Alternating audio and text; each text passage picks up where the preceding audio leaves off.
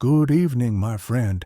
Tonight, I'll tell you a tale that begins with a mirror, a piece of glass, and a snowflake. The Snow Queen is a story of friendship, love, and the cold winds that try to steal them away. It's not just about ice and snow. It's about the warmth that lives in the heart. So bundle up, settle in, and let the story begin. Now then, let us begin. When we are at the end of the story, we shall know more than we know now. But to begin, once upon a time there was a wicked sprite. Indeed, he was the most mischievous of all sprites. One day he was in a very good humor, for he had made a mirror with the power of causing all that was good and beautiful when it was reflected therein to look poor and mean. But that which was good for nothing and looked ugly was shown magnified and increased in ugliness. In this mirror the most beautiful landscapes looked like boiled spinach, and the best persons were turned into frights, or appeared to stand on their heads. Their faces were so distorted that they were not to be recognized, and if anyone had a mole, you might be sure that it would be magnified and spread over both nose and mouth. "That's glorious fun," said the sprite. If a good thought passed through a man's mind, then a grin was seen in the mirror, and the sprite laughed heartily at his clever discovery. All the little sprites who went to his school, for he kept a sprite school, told each other that a miracle had happened, and that now only as they thought it would be possible to see how the world really looked. They ran about with the mirror, and at last there was not a land or a person who was not distorted in the mirror. So then they thought they would fly up to the sky and have a joke there. The higher they flew with the mirror, the more terribly it grinned. They could hardly hold it fast. Higher and higher still they flew, nearer and nearer to the stars, when suddenly the mirror shook so terribly with grinning that it flew out of their hands and fell to the earth, where it was dashed in 100,000,000 and more pieces. And now it worked much more evil than before, for some of these pieces were hardly so large as a grain of sand, and they flew about in the wide world, and when they got into people's eyes, there they stayed. And then people saw everything perverted, or only had an eye for that which was evil. This happened because the very smallest bit had the same power which the whole mirror had possessed. Some persons even got a splinter in their heart, and then it made one shudder, for their heart became like a lump of ice. Some of the broken pieces were so large that they were used for window panes through which one could not see one's friends. Other pieces were put in spectacles, and that was a sad affair when people put on their glasses to see well and rightly. Then the wicked sprite laughed till he almost choked, for all this tickled his fancy. The fine splinters still flew about in the air, and now we shall hear what happened next. In a large town, where there are so many houses and so many people that there is no roof left for everybody to have a little garden, and where, on this account, most persons are obliged to content themselves with flowers in pots. There lived two little children who had a garden somewhat larger than a flower pot. They were not brother and sister, but they cared for each other as much as if they were. Their parents lived exactly opposite. They inhabited two garrets, and where the roof of the one house joined that of the other, and the gutter ran along the extreme end of it, There was to each house a small window. One needed only to step over the gutter to get from one window to the other. The children's parents had large wooden boxes there in which vegetables for the kitchen were planted, and little rosette trees besides. There was a rose in each box, and they grew splendidly. They now thought of placing the boxes across the gutter, so that they nearly reached from one window to the other, and looked just like two walls of flowers. The tendrils of the peas hung down over the boxes, and the rose trees shot up long branches, twined round the windows, and then bent towards each other. It was almost like a triumphant arch of foliage and flowers. The boxes were very high, and the children knew that they must not creep over them, so they often obtained permission to get out of the windows to each other, and to sit on their little stools among the roses, where they could play delightfully. In winter there was an end of this pleasure. The windows were often frozen over, but then they heated copper farthings on the stove and laid the hot farthing on the window pane, and then they had a capital peep-hole, quite nicely rounded, and out of each peeped a gentle, friendly eye. It was the little boy and the little girl who were looking out. His name was Kay. Hers was Gerda. In summer, with one jump, they could get to each other, but in winter they were obliged first to go down the long stairs, and then up the long stairs again, and out of doors there was quite a snowstorm. "It is the white bees that are swarming," said Kay's old grandmother. "Do the white bees choose a queen?" asked the little boy, for he knew that the honey bees always have one. "Yes," said the grandmother, "she flies where the swarm hangs in the thickest clusters. She is the largest of all, and she can never remain quietly on the earth, but goes up again into the black clouds. Many a winter's night she flies through the streets of the town and peeps in at the windows, and they then freeze in so wondrous a manner that they look like flowers." "Yes, I have seen it," said both the children, and so they knew that it was true. "Can the Snow Queen come in?" said the little girl. "Only let her come in," said the little boy. "Then I'd put her on the stove, and she'd melt." And then his grandmother patted his head and told him other stories. In the evening, when little Kay was at home and half undressed, he climbed up on the chair by the window and peeped out of the little hole.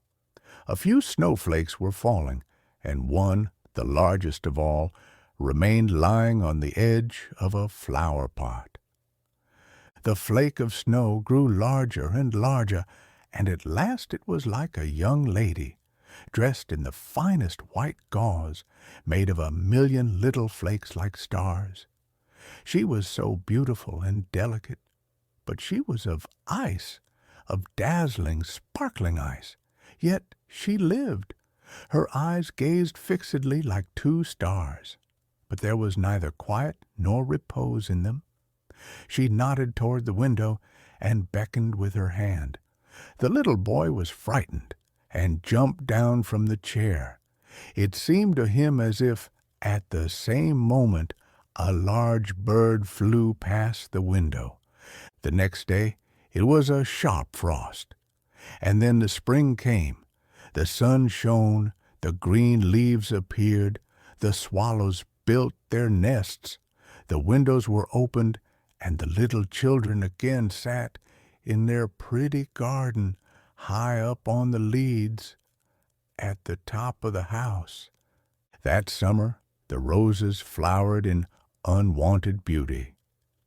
The little girl had learned a hymn in which there was something about roses, and then she thought of her own flowers, and she sang the verse to the little boy, who then sang it with her. The rose in the valley is blooming so sweet, and angels descend there the children to greet. And the children held each other by the hand, kissed the roses, looked up at the clear sunshine, and spoke as though they really saw angels there. What lovely summer days those were! How delightful to be out in the air, near the fresh rose bushes that seem as if they would never finish blossoming. Kay and Gerda looked at the picture book full of beasts and of birds, and it was then, the clock in the church tower was just striking 5, that Kay said, "Oh, I feel such a sharp pain in my heart, and now something has got into my eye." The little girl put her arms around his neck. He winked his eyes. Now there was nothing to be seen. "I think it is out now," said he, but it was not. It was just one of those pieces of glass from the magic mirror that had got into his eye, and poor Kay had got another piece right in his heart. It will soon become like ice. It did not hurt any longer, but there it was. "What are you crying for?" asked he. "You look so ugly. There's nothing the matter with me." "Ah," said he at once, "that rose is cankered. And look, this one is quite crooked. After all, these roses are very ugly. They are just like the box they are planted in." And then he gave the box a good kick with his foot and pulled both the roses up. "What are you doing?" cried the little girl.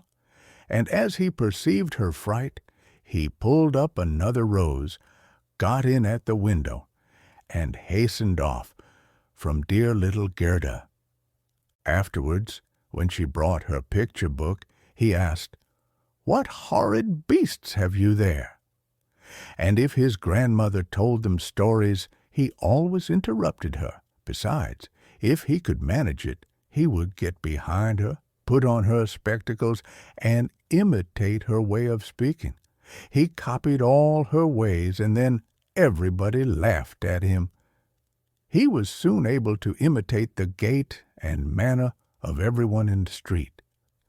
Everything that was peculiar and displeasing in them, that Kay knew how to imitate. And at such times all the people said, "The boy is certainly very clever." But it was the glass he had got in his eye, the glass that was sticking in his heart, which made him tease even little Gerda, whose whole soul was devoted to him. His games now were quite different to what they had formerly been. They were so very knowing. One winter's day, when the flakes of snow were flying about, he spread the skirts of his blue coat and caught the snow as it fell. "Look through this glass, Gerda," said he, and every flake seemed larger and appeared like a magnificent flower or beautiful star. It was splendid to look at. "Look how clever," said Kay. "That's much more interesting than real flowers. They are as exact as possible. There is not a fault in them if they did not melt." It was not long after this that Kay came one day with large gloves on and his little sledge at his back, and bawled right into Gerda's ears, "I have permission to go out into the square where the others are playing." And off he was in a moment. There in the marketplace, some of the boldest of the boys used to tie their sledges to the carts as they passed by, and so they were pulled along and got a good ride. It was so capital. Just as they were in the very height of their amusement, a large sledge passed by. It was painted quite white, and there was someone in it wrapped up in a rough white mantle of fur, with a rough white fur cap on his head. The sledge drove around the square twice, and Kay tied on his sledge as quickly as he could and off he drove with it. On they went quicker and quicker into the next street, and the person who drove turned round to Kay and nodded to him in a friendly manner, just as if they knew each other. Every time he was going to untie his sledge, the person nodded to him, and then Kay sat quiet. And so on they went till they came outside the gates of the town. Then the snow began to fall so thickly that the little boy could not see an arm's length before him, but still on he went, when suddenly he let go the string he held in his hand in order to get loose from the sledge. But it was of no use. Still the little vehicle rushed on with the quickness of the wind. He then cried as loud as he could, but no one heard him.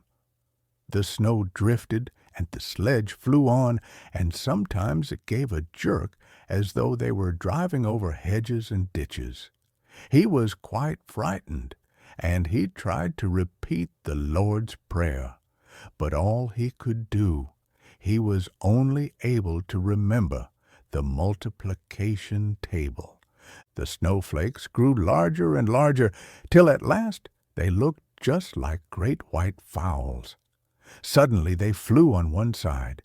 The large sledge stopped, and the person who drove rose up. It was a lady. Her cloak and cap were of snow. She was tall and of slender figure and of a dazzling whiteness. It was the Snow Queen. "We have traveled fast," said she, "but it is freezingly cold. Come under my bear skin," and she put him in the sledge beside her, wrapped the fur round him, and he felt as though he were sinking in a snow wreath. "Are you still cold?" asked she, and then she kissed his forehead. Ah, it was colder than ice. It penetrated to his very heart, which was already almost a frozen lump. It seemed to him as if he were about to die. But a moment more, and it was quite congenial to him, and he did not remark the cold that was around him. My sledge! Do not forget my sledge! It was the first thing he thought of. It was there tied to one of the white chickens, who flew along with it on his back behind the large sledge. The Snow Queen kissed Kay once more, and then he forgot little Gerda, grandmother, and all whom he had left at his home. "Now you will have no more kisses," said she, "or else I should kiss you to death." Kay looked at her. She was very beautiful. A more clever or a more lovely countenance he could not fancy to himself, and she no longer appeared of ice as before, when she sat outside the window and beckoned to him. In his eyes she was perfect. He did not fear her at all, and told her that he could calculate in his head, and with fractions even, that he knew the number of square miles there were in the different countries, and how many inhabitants they contained, and she smiled while he spoke. It then seemed to him as if what he knew was not enough, and he looked upwards in the large, huge, empty space above him, and on she flew with him, flew high over the black clouds, while the storm moaned and whistled as though it were singing some old tune. On they flew over woods and lakes, over seas and many lands, and beneath them the chilling storm rushed fast. The wolves howled, the snow crackled. Above them flew large screaming crows, but higher up appeared the moon, quite large and bright, and it was on it that Kay gazed during the long, long winter's night, while by day he slept at the feet of the Snow Queen. But what became of little Gerda when Kay did not return? Where could he be? Nobody knew. Nobody could give any intelligence. All the boys knew was that they had seen him tie his sledge to another large and splendid one, which drove down the street and out of the town. Nobody knew where he was. Many sad tears were shed, and little Gerda wept long and bitterly. At last she said he must be dead, that he had been drowned in the river which flowed close to the town. Oh, those were very long and dismal winter evenings. At last spring came, with its warm sunshine. "Kay is dead and gone," said little Gerda. "That I don't believe," said the sunshine. "Kay is dead and gone," said she to the swallows.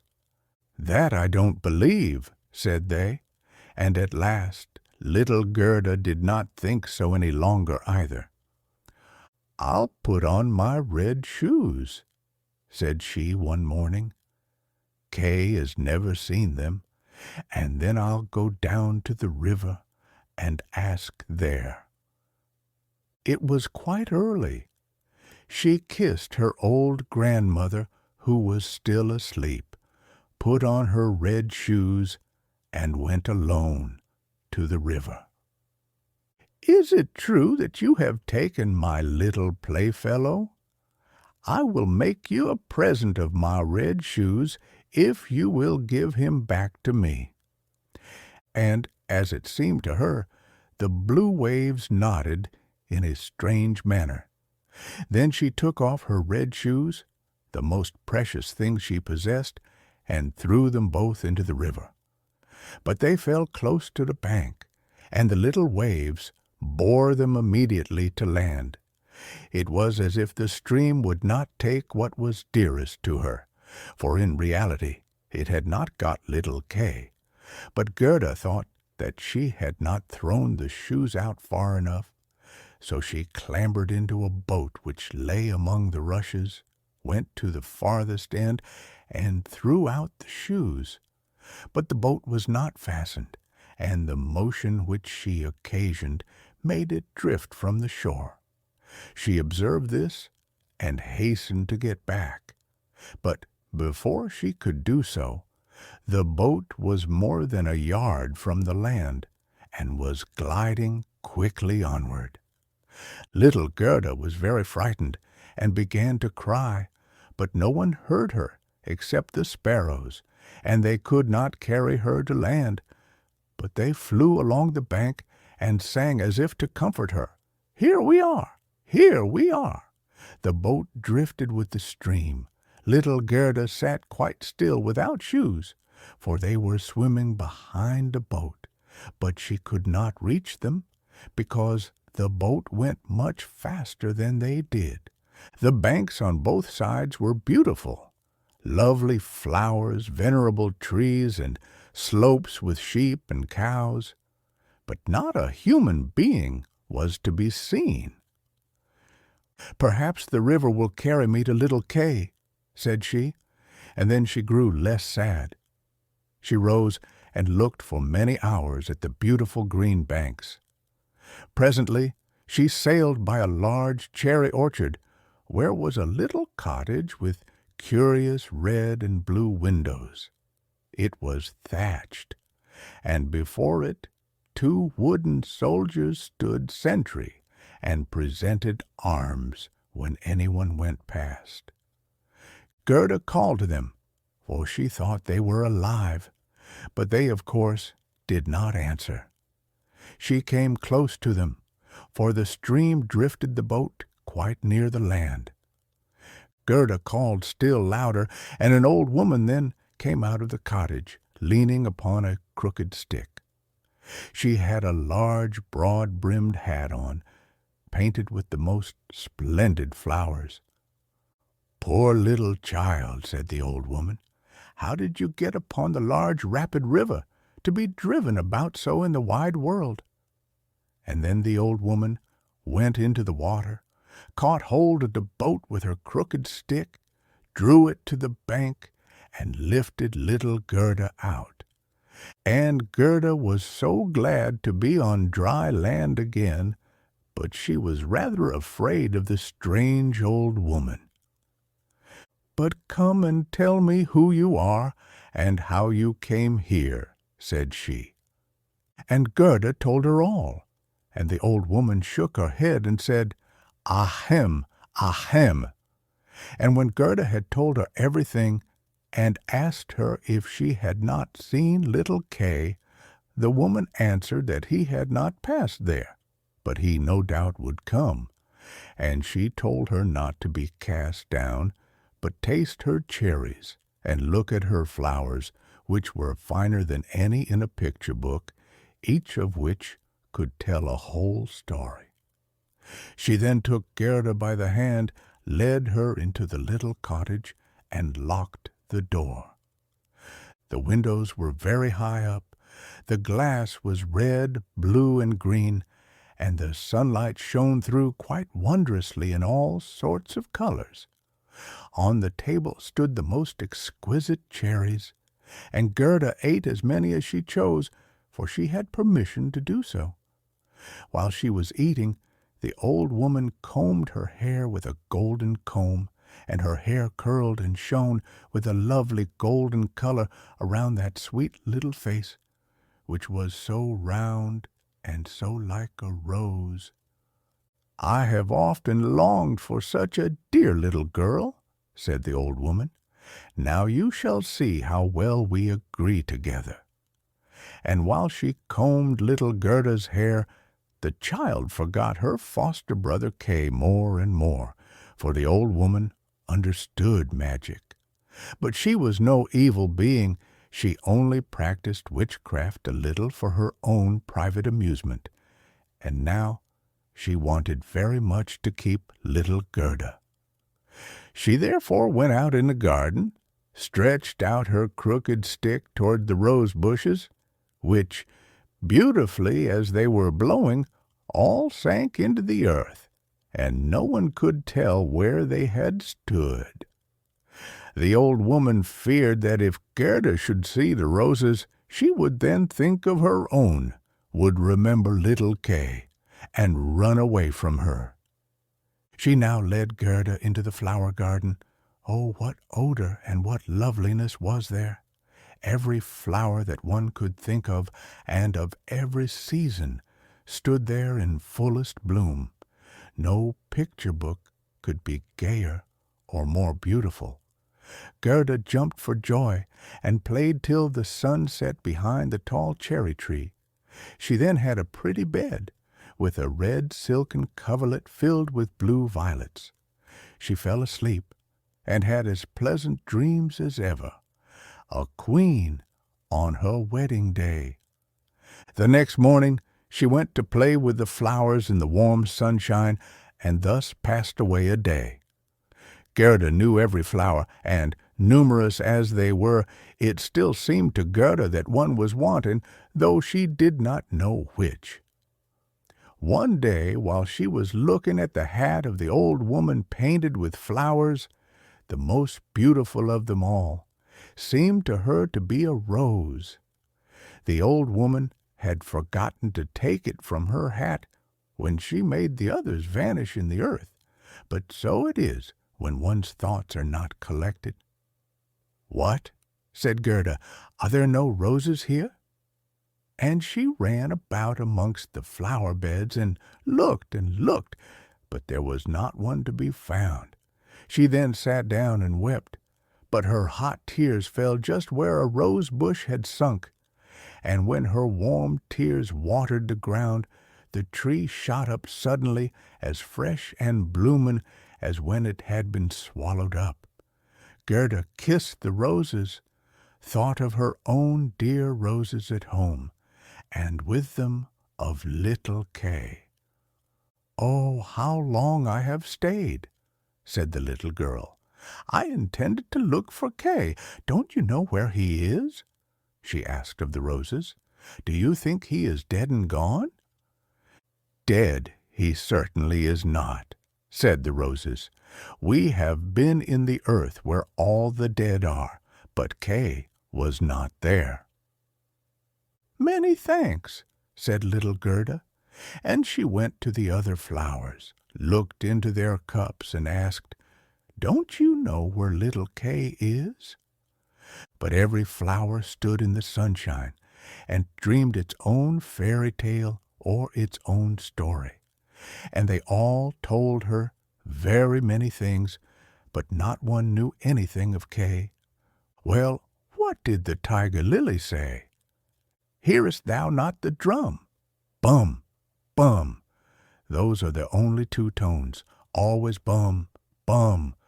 Hark to the plaintive song of the old woman, to the call of the priests. The Hindu woman in her long robe stands upon the funeral pile. The flames rise around her and her dead husband, but the Hindu woman thinks on the living one in the surrounding circle, on him whose eyes burn hotter than the flames, on him the fire of whose eyes pierces her heart more than the flames which soon will burn her body to ashes. Can the heart's flame die in the flame of the funeral pile? I don't understand that at all, said little Gerda. That is my story, said the lily. What did the convolvulus say? Projecting over a narrow mountain path there hangs an old feudal castle. Thick evergreens grow on the dilapidated walls, and around the altar, where a lovely maiden is standing, she bends over the railing and looks out upon the rose. No fresher rose hangs on the branches than she. No apple blossom carried away by the wind is more buoyant. How her silken robe is rustling! Is he not yet come? Is it Kay that you mean? Asked little Gerda.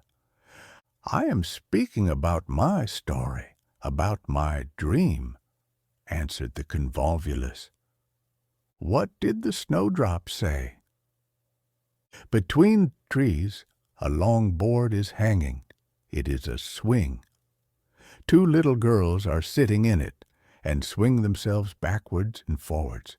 Their frocks are as white as snow, and long green silk ribbons flutter from their bonnets. Their brother, who is older than they are, stands up in the swing. He twines his arms round the cords to hold himself fast, for in one hand he has a little cup, and in the other a clay pipe. He is blowing soap bubbles. The swing moves, and the bubbles float in charming changing colors. The last is still hanging to the end of the pipe and rocks in the breeze. The swing moves. The little black dog, as light as a soap bubble, jumps up on his hind legs to try to get into the swing. It moves, the dog falls down, barks, and is angry. They tease him. The bubble bursts. A swing, a bursting bubble, such is my song. What you relate may be very pretty, but you tell it in so melancholy a manner, and do not mention Kay. What do the hyacinths say? There were once upon a time 3 sisters, quite transparent and very beautiful. The robe of the one was red, that of the second blue, and that of the third white. They danced hand in hand beside the calm lake in the clear moonshine. They were not elfin maidens, but mortal children. A sweet fragrance was smelt, and the maidens vanished in the wood. The fragrance grew stronger. 3 coffins, and in them 3 lovely maidens, glided out of the forest and across the lake. The shining glow-worms flew around like little floating lights. Do the dancing maidens sleep, or are they dead? The odor of the flowers says they are corpses. The evening bell tolls for the dead. You make me quite sad, said little Gerda. I cannot help thinking of the dead maidens. Oh, is little Kay really dead? The roses have been in the earth, and they say no. Ding dong, sounded the hyacinth bells. We do not toll for little Kay. We do not know him. That is our way of singing, the only one we have. And Gerda went to the ranunculuses that looked forth from among the shining green leaves. "You are a little bright sun," said Gerda. "Tell me if you know where I can find my playfellow." And the ranunculus shone brightly and looked again at Gerda. What song could the ranunculus sing? It was one that said nothing about Kay either. In a small court, the bright sun was shining in the first days of spring. The beams glided down the white walls of a neighbor's house, and close by the fresh yellow flowers were growing, shining like gold in the warm sun rays. An old grandmother was sitting in the air, her granddaughter, the poor and lovely servant, just come for a short visit. She knows her grandmother. There was gold, pure virgin gold, in that blessed kiss. "There, that is my little story," said the ranunculus. "My poor old grandmother," sighed Gerda. "Yes, she is longing for me, no doubt. She is sorrowing for me, as she did for little Kay. But I will soon come home, and then I will bring Kay with me. It is of no use asking the flowers. They only know their own old rhymes, and can tell me nothing." And she tucked up her frock to enable her to run quicker, but the narcissus gave her a knock on the leg just as she was going to jump over it. So she stood still, looked at the long yellow flower, and asked, "You perhaps know something?" And she bent down to the narcissus, and what did it say? "I can see myself, I can see myself. Oh, how odorous I am. Up in the little garret there stands, half-dressed, a little dancer. She stands now on one leg, now on both. She despises the whole world, yet she lives only in imagination. She pours water out of the teapot over a piece of stuff which she holds in her hand. It is the bodice. Cleanliness is a fine thing. The white dress is hanging on the hook. It was washed in the teapot and dried on the roof.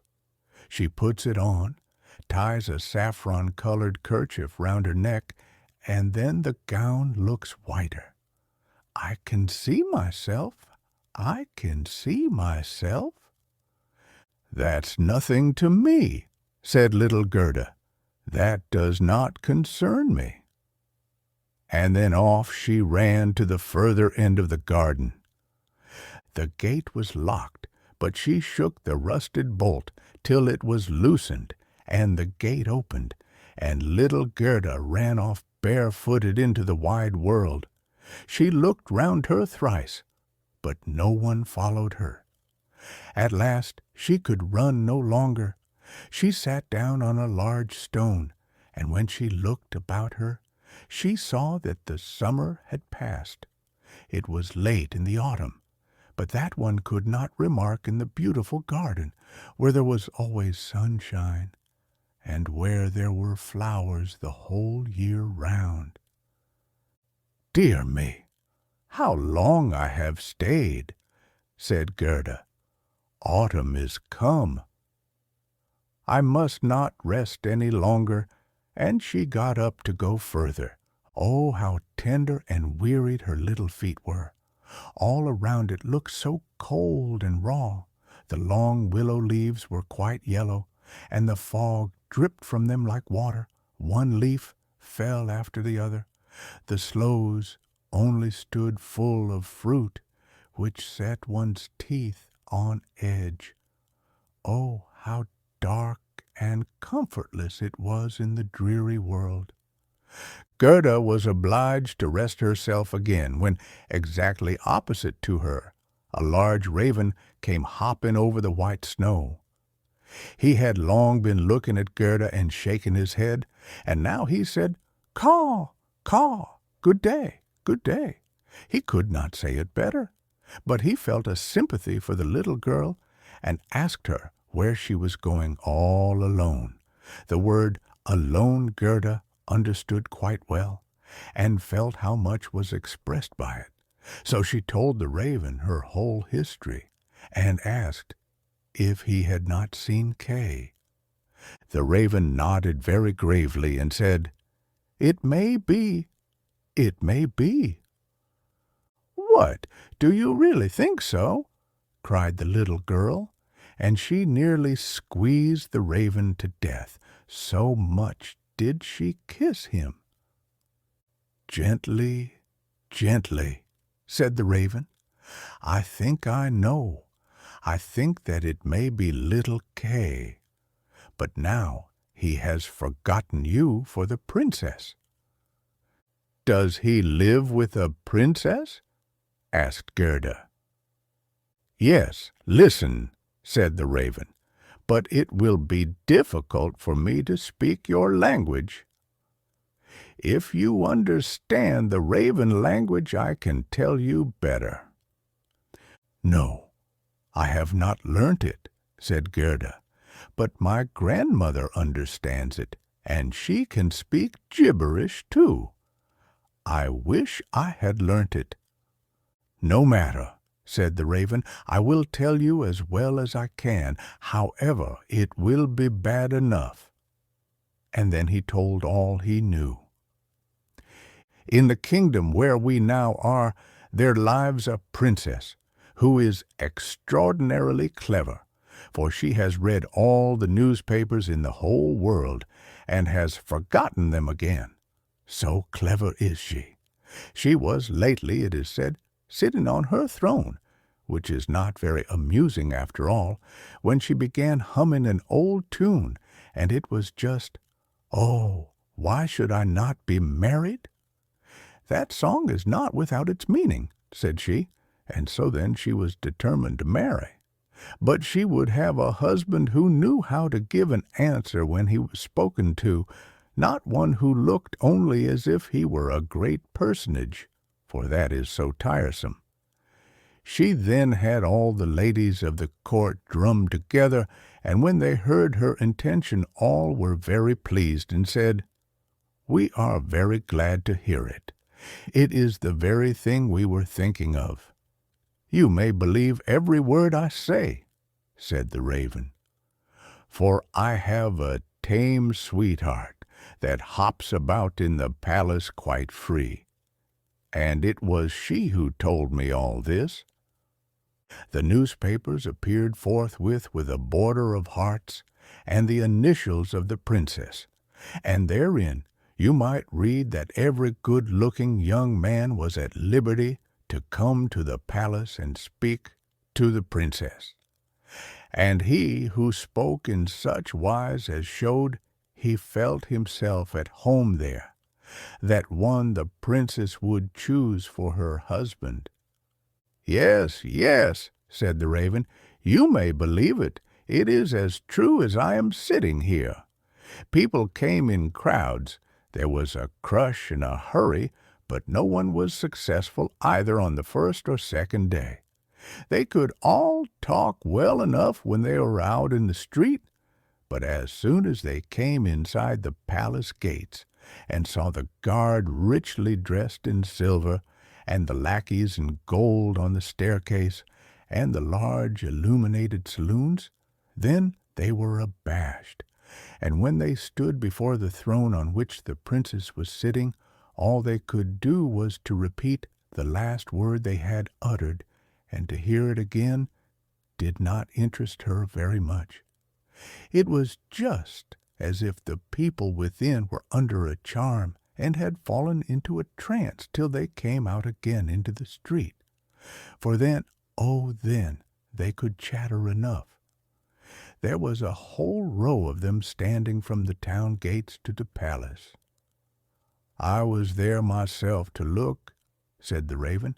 "They grew hungry and thirsty, but from the palace they got nothing whatever, not even a glass of water.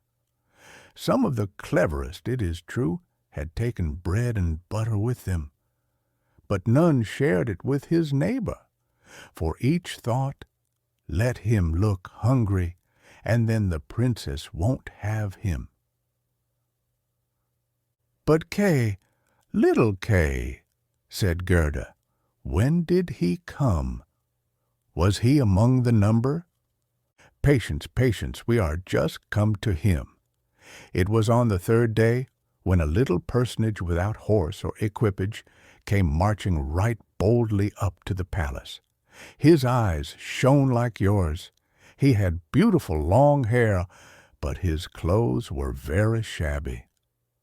"That was Kay!"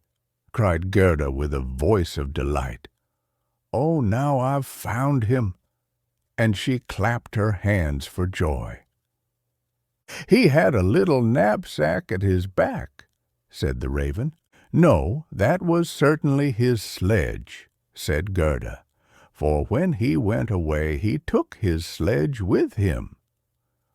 "That may be," said the raven.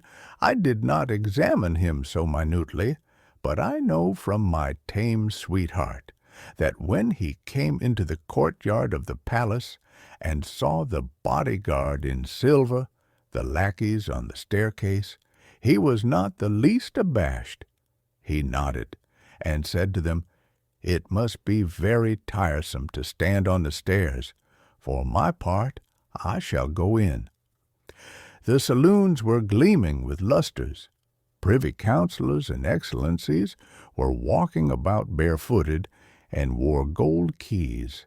It was enough to make anyone feel uncomfortable. His boots creaked too so loudly, but still he was not at all afraid.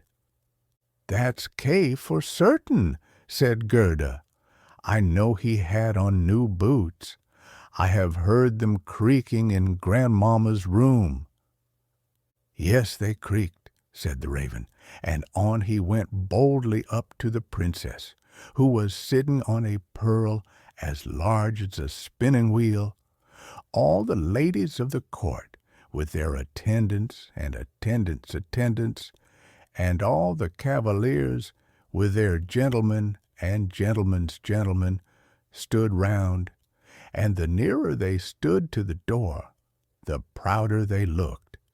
It was hardly possible to look at the gentleman's gentleman, so very haughtily did he stand in the doorway.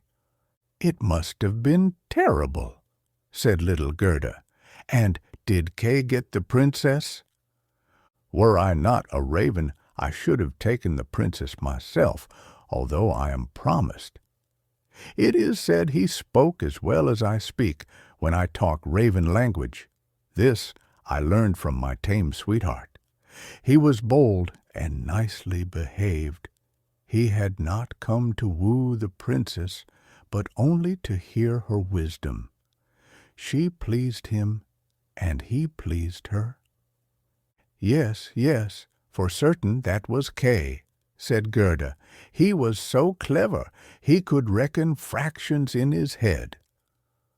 "Oh, won't you take me to the palace?" "That is very easily said," answered the raven. "But how are we to manage it?" "I'll speak to my tame sweetheart about it. She must advise us, for so much I must tell you, such a little girl as you are will never get permission to enter." "Oh, yes, I shall," said Gerda. "When Kay hears that I am here, he will come out directly to fetch me." "Wait for me here on these steps," said the raven. He moved his head backwards and forwards and flew away. The evening was closing in when the raven returned. "Caw, caw," said he, "she sends you her compliments, and here is a roll for you. She took it out of the kitchen, where there is bread enough. You are hungry, no doubt. It is not possible for you to enter the palace, for you are barefooted. The guards in silver and the lackeys in gold would not allow it. But do not cry. You shall come in still. My sweetheart knows a little back stair that leads to the bedchamber, and she knows where she can get the key of it." And they went into the garden in the large avenue, where one leaf was fallen after the other, and when the lights in the palace had all gradually disappeared, the raven led little Gerda to the back door, which stood half open. Oh, how Gerda's heart beat with anxiety and longing. It was just as if she had been about to do something wrong. And yet she only wanted to know if little Kay was there. Yes, he must be there. She called to mind his intelligent eyes and his long hair so vividly she could quite see him as he used to laugh when they were sitting under the roses at home. He will, no doubt, be glad to see you, to hear what a long way you have come for his sake, to know how unhappy all at home were when he did not come back. Oh, what a fright and a joy it was! They were now on the stairs. A single lamp was burning there, and on the floor stood the tame raven, turning her head on every side and looking at Gerda, who bowed as her grandmother had taught her to do. "My intended has told me so much good of you, my dear young lady," said the tame raven. "Your tale is very affecting. If you will take the lamp, I will go before. We will go straight on, for we shall meet no one." "I think there is somebody just behind us," said Gerda, and something rushed past. It was like shadowy figures on the wall, horses with flowing manes and thin legs, huntsmen, ladies and gentlemen on horseback. "They are only dreams," said the raven. "They come to fetch the thoughts of the high personages to the chase. 'Tis well, for now you can observe them in bed all the better. But let me find, when you enjoy honor and distinction, that you possess a grateful heart." "Tut! That's not worth talking about," said the raven of the woods. They now entered the first saloon, which was of rose-colored satin, with artificial flowers on the wall. Here the dreams were rushing past, but they hastened by so quickly that Gerda could not see the high personages. One hall was more magnificent than the other. One might indeed well be abashed. And at last they came into the bedchamber. The ceiling of the room resembled a large palm tree with leaves of glass, of costly glass, and in the middle, from a thick golden stem, hung 2 beds, each of which resembled a lily. One was white, and in this lay the princess. The other was red, and it was here that Gerda was to look for little Kay. She bent back one of the red leaves and saw a brown neck. Oh, that was Kay. She called him quite loud by name, held the lamp towards him. The dreams rushed back again into the chamber. He awoke, turned his head, and it was not little Kay. The prince was only like him about the neck, but he was young and handsome, and out of the white lily leaves the princess peeped too and asked what was the matter. Then little Gerda cried, and told her whole history and all that the ravens had done for her. "Poor little thing," said the prince and the princess. They praised the ravens very much, and told them they were not at all angry with them, but they were not to do so again. However, they should have a reward. "Will you fly about here at liberty?" asked the princess. "Or would you like to have a fixed appointment as court ravens, with all the broken bits from the kitchen?" And both the ravens nodded, and begged for a fixed appointment, for they thought of their old age, and said, "It is a good thing to have a provision for our old days."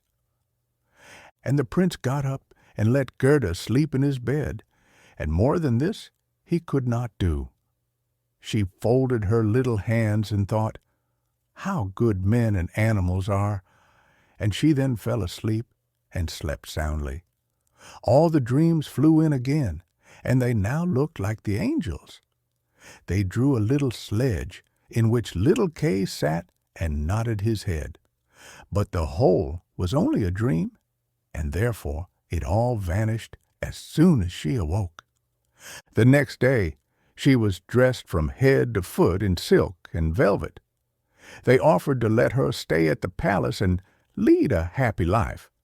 But she begged to have a little carriage with a horse in front, and for a small pair of shoes. Then, she said, she would again go forth in the wide world and look for Kay. Shoes and a muff were given her. She was too dressed very nicely, and when she was about to set off, a new carriage stopped before the door. It was of pure gold, and the arms of the prince and princess shone like a star upon it. The coachman, the footman, and the outriders, for outriders were there too, all wore golden crowns. The prince and the princess assisted her into the carriage themselves, and wished her all success. The raven of the woods, who was now married, accompanied her for the first 3 miles. He sat beside Gerda, for he could not bear riding backwards. The other raven stood in the doorway and flapped her wings. She could not accompany Gerda because she suffered from headache, since she had had a fixed appointment and ate so much. The carriage was lined inside with sugar plums, and in the seats were fruits and gingerbread. "Farewell, farewell!" cried Prince and Princess, and Gerda wept, and the raven wept. Thus passed the first miles, and then the raven bade her farewell, and this was the most painful separation of all. He flew into a tree, and beat his black wings as long as he could see the carriage that shone from afar like a sunbeam. They drove through the dark wood, but the carriage shone like a torch, and it dazzled the eyes of the robbers so that they could not bear to look at it. "'Tis gold! 'Tis gold!" they cried, and they rushed forward, seized the horses, knocked down the little postilion, the coachman, and the servants, and pulled little Gerda out of the carriage. "How plump, how beautiful she is! She must have been fed on nut kernels," said the old female robber, who had a long, scrubby beard and bushy eyebrows that hung down over her eyes. "She is as good as a fatted lamb. How nice she will be!" And then she drew out a knife, the blade of which shone so that it was quite dreadful to behold. "Oh!" cried the woman at the same moment. She had been bitten in the ear by her own little daughter, who hung at her back, and who was so wild and unmanageable that it was quite amusing to see her. "You naughty child," said the mother, and now she had not time to kill Gerda. "She shall play with me," said the little robber child. "She shall give me her muff and her pretty frock. She shall sleep in my bed." And then she gave her mother another bite, so that she jumped and ran round with the pain. And the robbers laughed and said, "Look how she is dancing with the little one." "I will go into the carriage," said the little robber maiden, and she would have her will, for she was very spoiled and very headstrong. She and Gerda got in, and then away they drove over the stumps of felled trees, deeper and deeper into the woods. The little robber maiden was as tall as Gerda, but stronger, broader-shouldered, and of dark complexion. Her eyes were quite black. They looked almost melancholy. She embraced little Gerda and said, "They shall not kill you as long as I am not displeased with you. You are doubtless a princess." "No," said little Gerda, who then related all that had happened to her, and how much she cared about little Kay. The little robber maiden looked at her with a serious air, nodded her head slightly, and said, "They shall not kill you, even if I am angry with you. Then I will do it myself." And she dried Gerda's eyes, and put both her hands in the handsome muff, which was so soft and warm. At length the carriage stopped. They were in the midst of the courtyard of a robber's castle.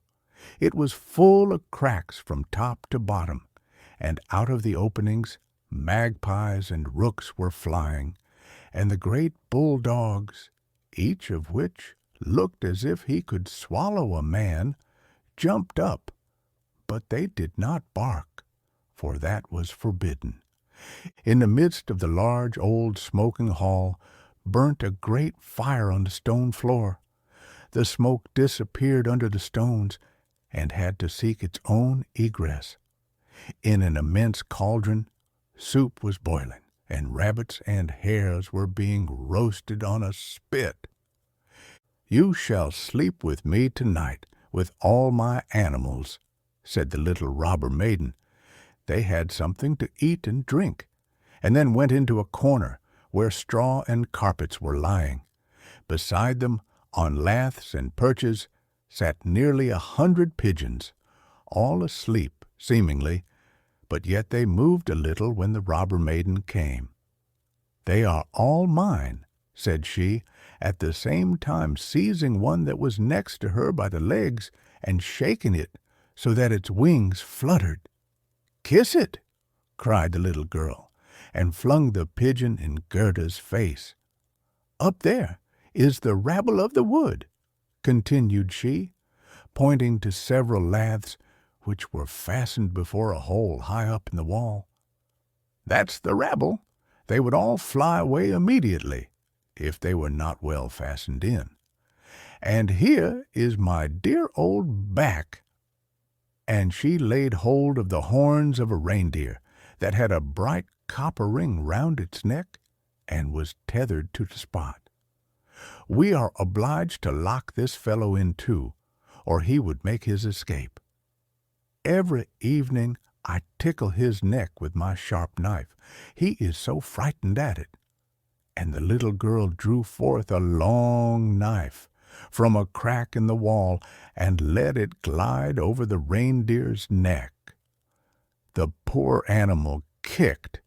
The girl laughed and pulled Gerda into bed with her.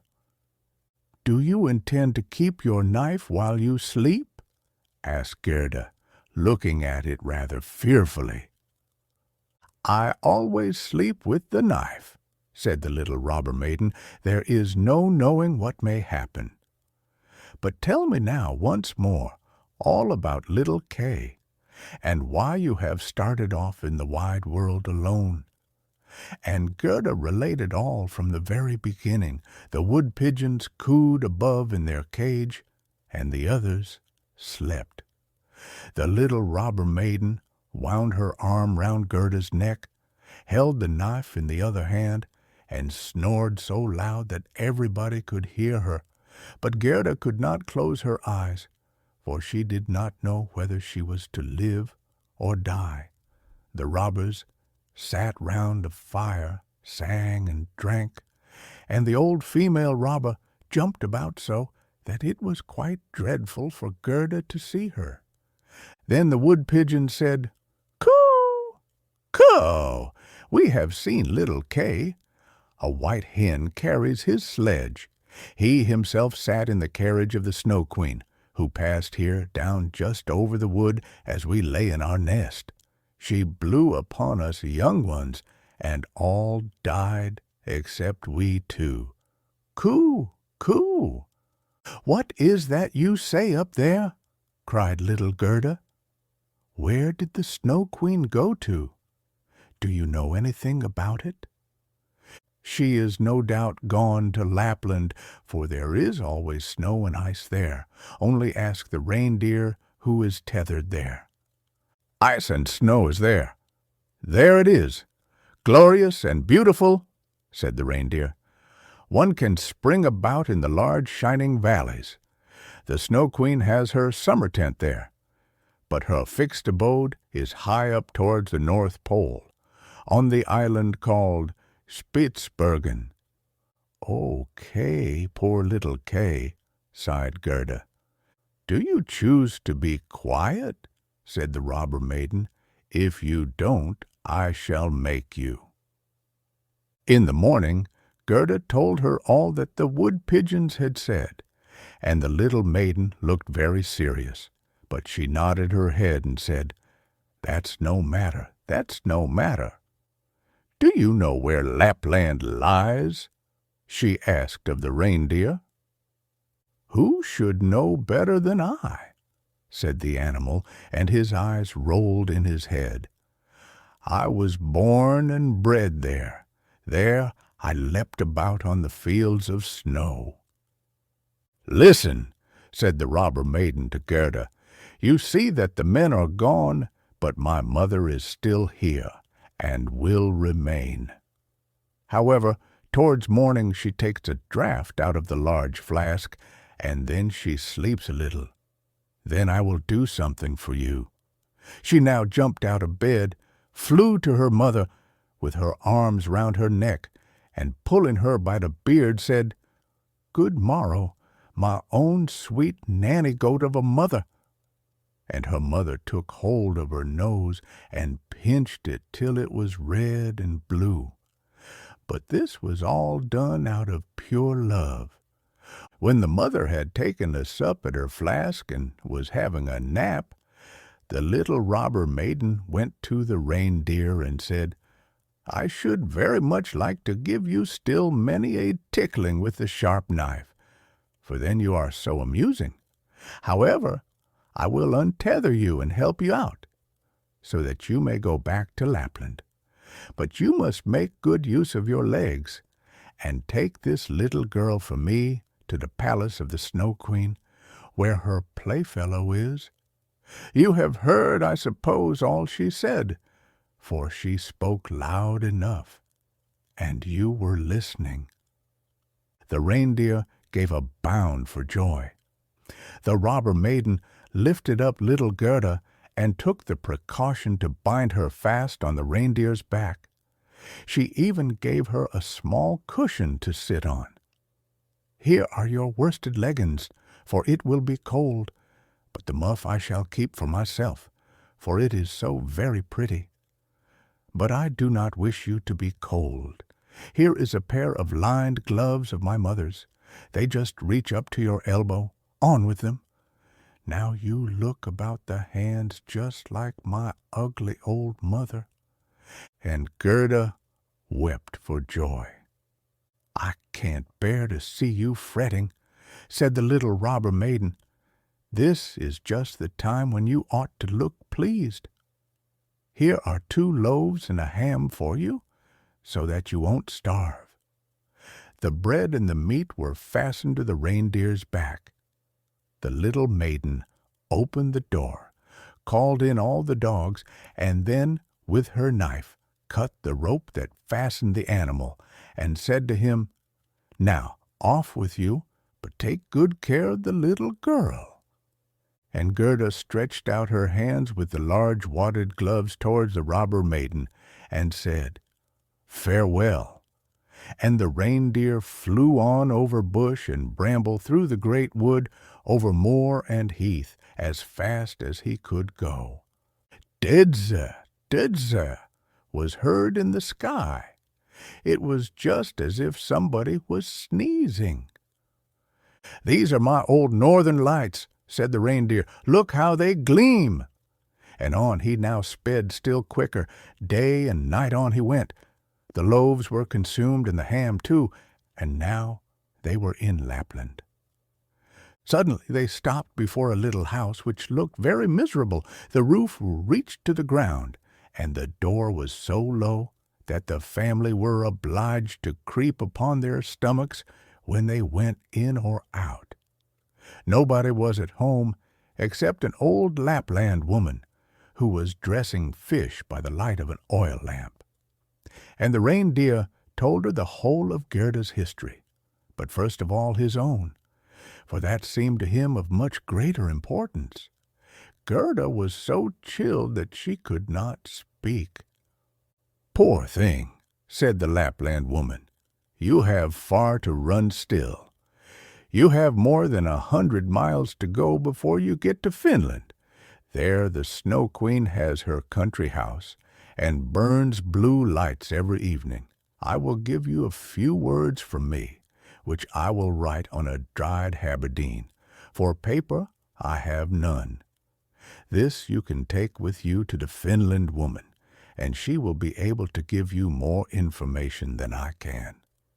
When Gerda had warmed herself and had eaten and drunk, the Lapland woman wrote a few words on a dried haberdine, begged Gerda to take care of them, put her on the reindeer, bound her fast, and away sprang the animal.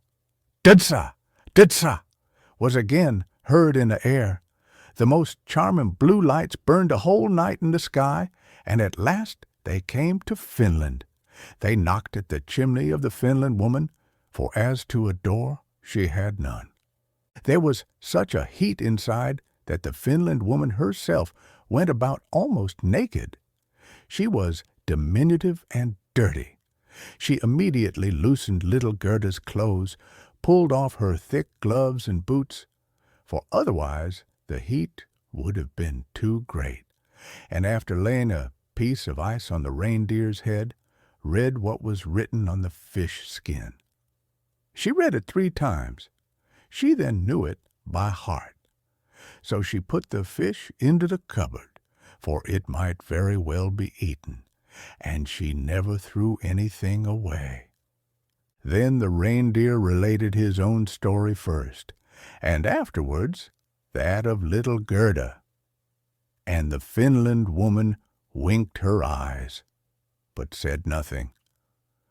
"You are so clever," said the reindeer. "You can, I know, twist all the winds of the world together in a knot. If the seaman loosens one knot, then he has a good wind. If a second, then it blows pretty stiffly. If he undoes the third and fourth, then it rages so that the forests are upturned. Will you give the little maiden a potion, that she may possess the strength of 12 men and vanquish the Snow Queen?" "The strength of 12 men," said the Finland woman. "Much good that would be." Then she went to a cupboard and drew out a large skin rolled up. When she had unrolled it, strange characters were to be seen written thereon, and the Finland woman read at such a rate that the perspiration trickled down her forehead. But the reindeer begged so hard for little Gerda, and Gerda looked so imploringly with tearful eyes at the Finland woman, that she winked and drew the reindeer aside into a corner, where they whispered together, while the animal got some fresh ice put on his head. "'Tis true little Kay is at the Snow Queen's, and finds everything there quite to his taste, and he thinks it the very best place in the world. But the reason of that is, he has a splinter of glass in his eye and in his heart. These must be got out first, otherwise he will never go back to mankind, and the Snow Queen will retain her power over him. But can you give little Gerda nothing to take, which will endue her with power over the whole?" "I can give her no more power than what she has already. Don't you see how great it is? Don't you see how men and animals are forced to serve her, how well she gets through the world barefooted? She must not hear of her power from us. That power lies in her heart, because she is a sweet and innocent child. If she cannot get to the Snow Queen by herself, and rid little Kay of the glass, we cannot help her.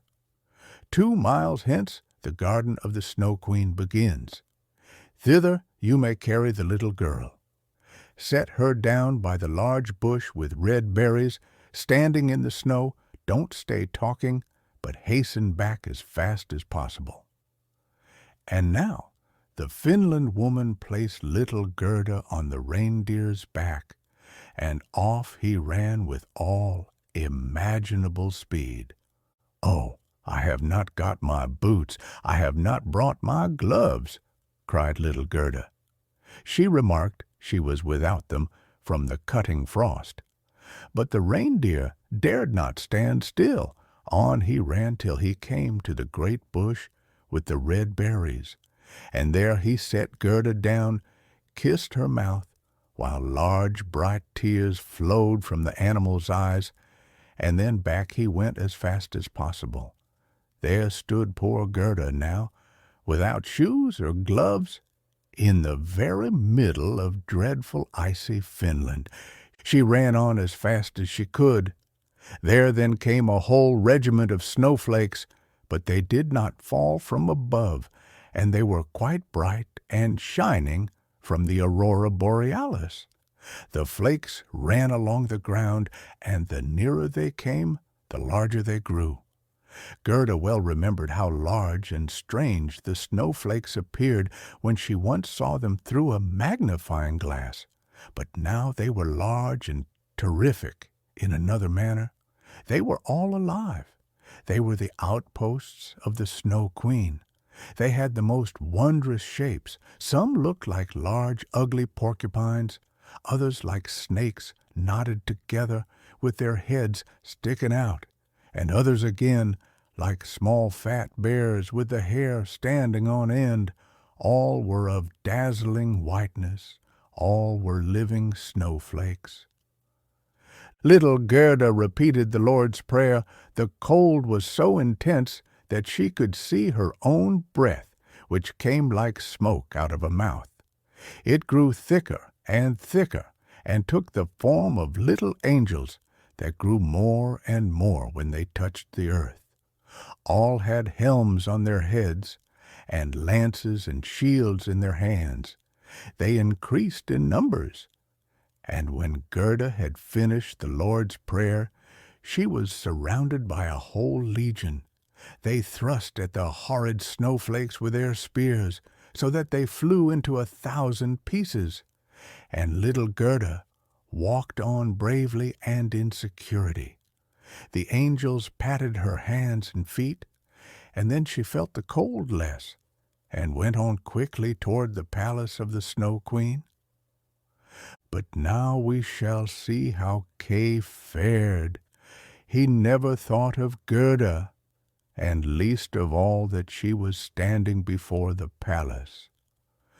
The walls of the palace were of driving snow, and the windows and doors of cutting winds. There were more than 100 halls there, according as the snow was driven by the winds. The largest was many miles in extent. All were lighted up by the powerful aurora borealis, and all were so large, so empty, so icy cold, and so resplendent. Mirth never reigned there. There was never even a little bear ball, with the storm for music, while the polar bears went on their hind legs and showed off their steps. Never a little tea party of white young lady foxes. Vast, cold, and empty were the halls of the Snow Queen. The northern lights shone with such precision that one could tell exactly when they were at their highest or lowest degree of brightness. In the middle of the empty, endless hall of snow was a frozen lake.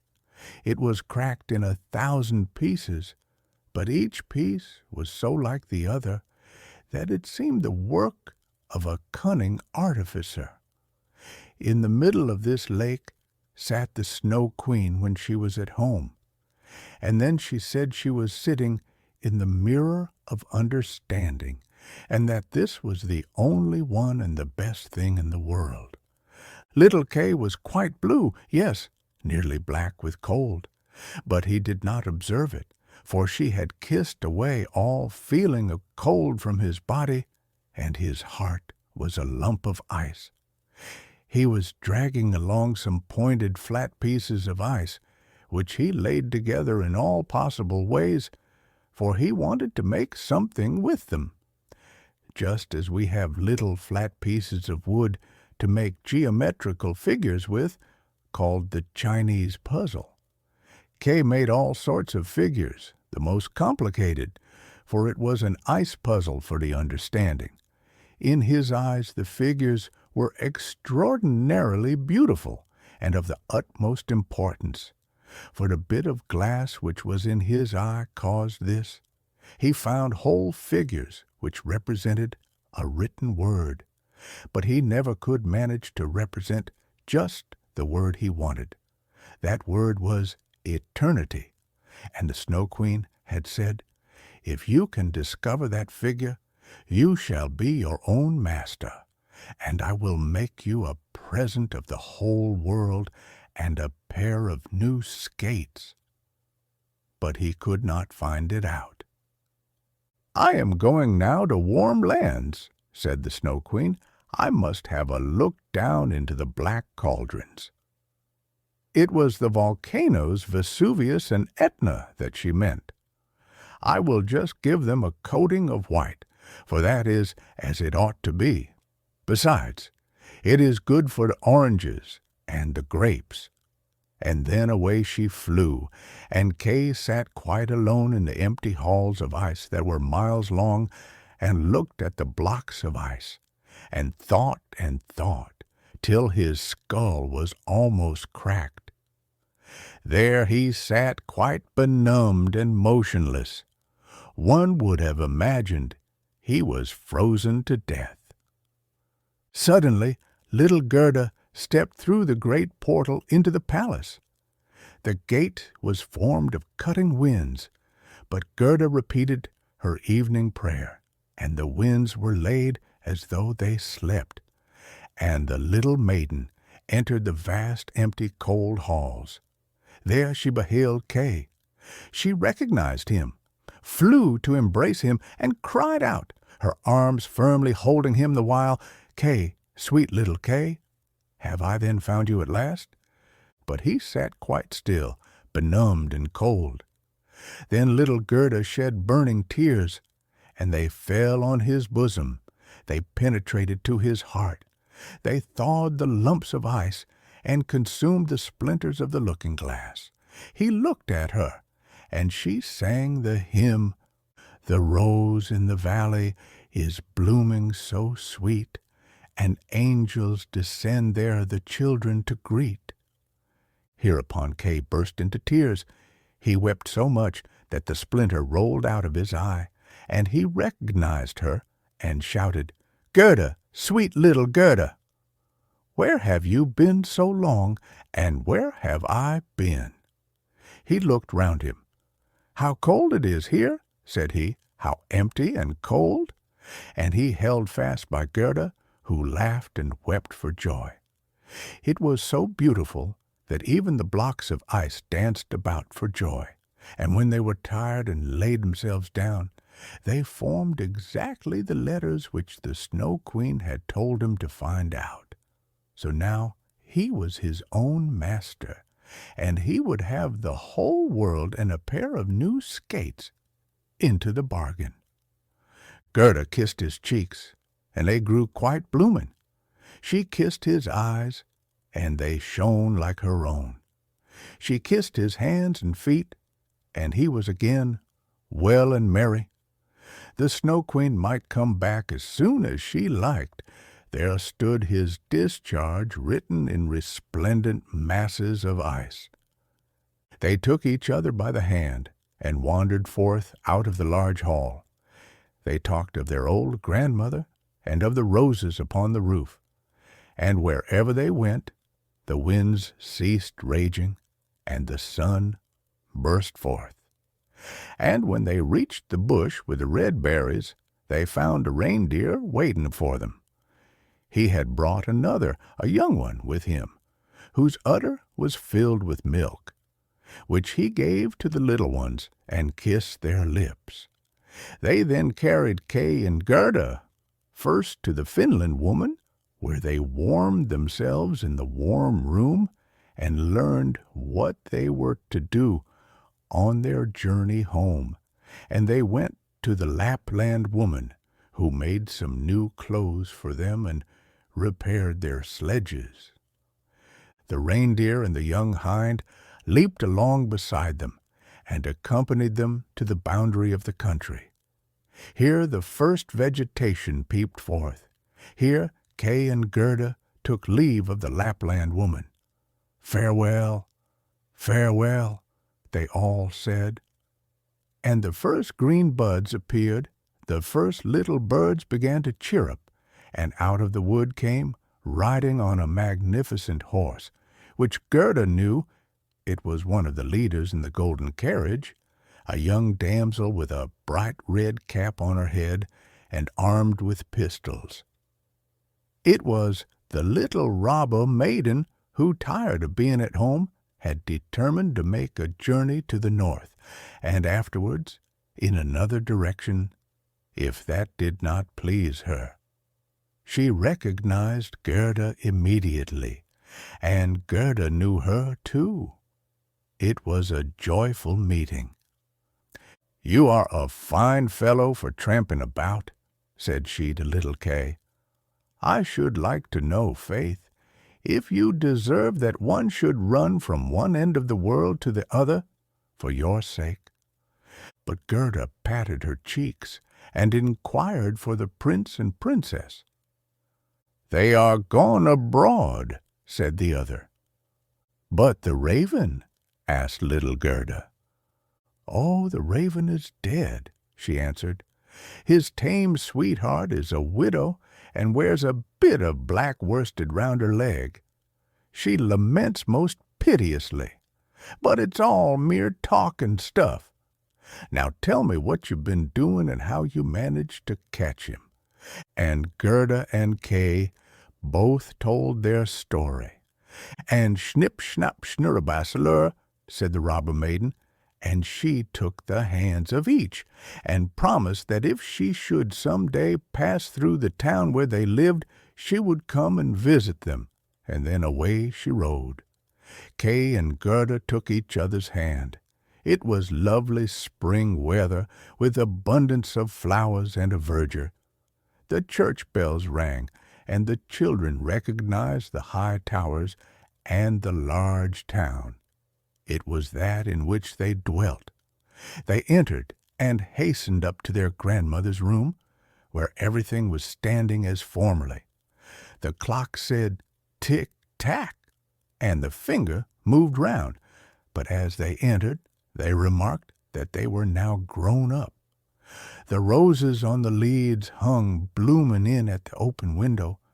There stood the little children's chairs, and Kay and Gerda sat down on them, holding each other by the hand. They both had forgotten the cold, empty splendor of the Snow Queen, as though it had been a dream. The grandmother sat in the bright sunshine and read aloud from the Bible. "Unless ye become as little children, ye cannot enter the kingdom of heaven." And Kay and Gerda looked in each other's eyes, and all at once they understood the old hymn. "The rose in the valley is blooming so sweet, and angels descend there the children to greet." There sat the two grown-up persons, grown up, and yet children, children at least in heart. And it was summer time. Summer, glorious summer. Thank you for listening. See you at the next story, friends.